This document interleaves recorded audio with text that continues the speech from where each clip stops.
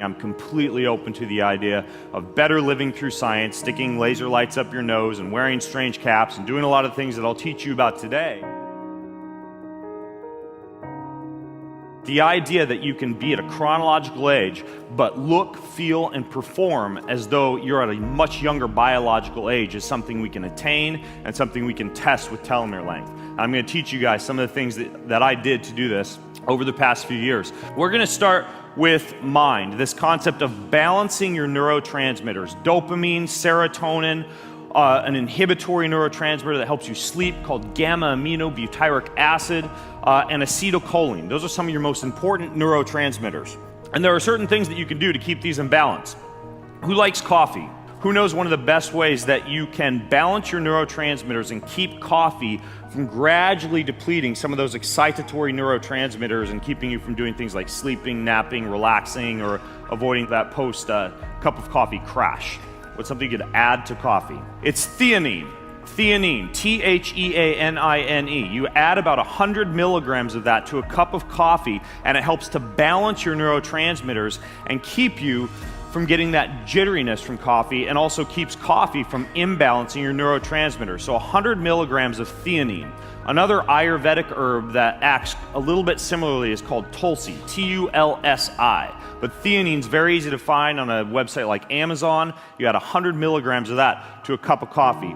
The next one is leaky brain. Your brain has a blood-brain barrier that's supposed to keep certain toxins, certain chemicals out of your brain. And by keeping that brain or that blood-brain barrier sound, you're going to increase your ability to be able to operate neurologically. So one thing is cold shower. I took one this morning as soon as I woke up. All you do is 20 seconds of cold to 10 seconds hot, 10 times through. It's called a 5-minute hot-cold contrast shower. Anytime you get exposed, especially if you can get your head wet or your head cold for your blood-brain barrier integrity. The next is to breathe. There's a lot of different ways that you can breathe, but there's a fantastic form of breathing called buteyko breathing. And in an ideal scenario, based on longevity studies, you want a slightly higher level of carbon dioxide simultaneous to a high level of oxygen. Because when you have a lot of carbon dioxide in your system, it shoves the oxygen into the tissues. This is called the Bohr effect.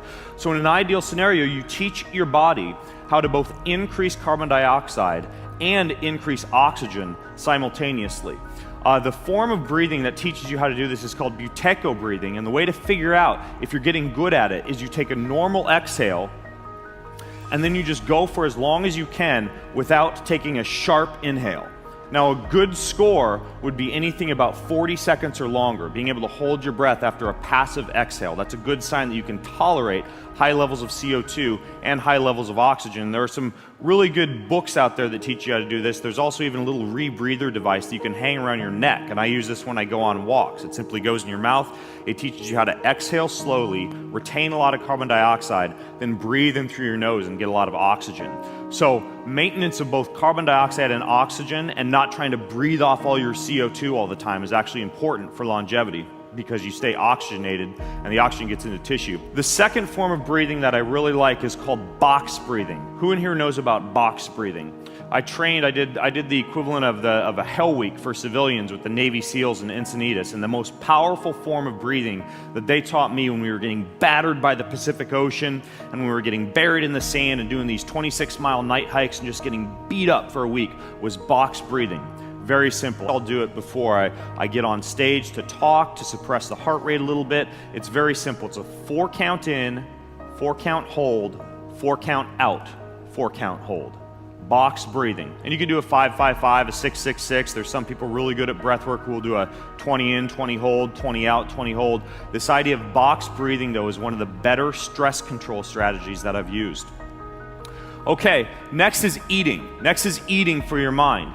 Now, if you were to walk up to me and you were to offer me a big stick full of cotton candy, or perhaps one of those snack packs full of healthy food that you get at the airport, and you turn it over and you look at the label, and the number one ingredient, as you see in most processed and packaged food these days, is canola oil, safflower oil, or sunflower oil, or any other processed vegetable oil, I would choose the cotton candy, hands down. And that's because those type of oils are worse for your body than sugar. See, I can metabolize sugar. I can drop and do 30 burpees and stabilize my blood glucose levels, and the body can metabolize sugar very well. Oils, on the other hand, are what comprise your cell membranes after you eat them. They literally are what make up your body.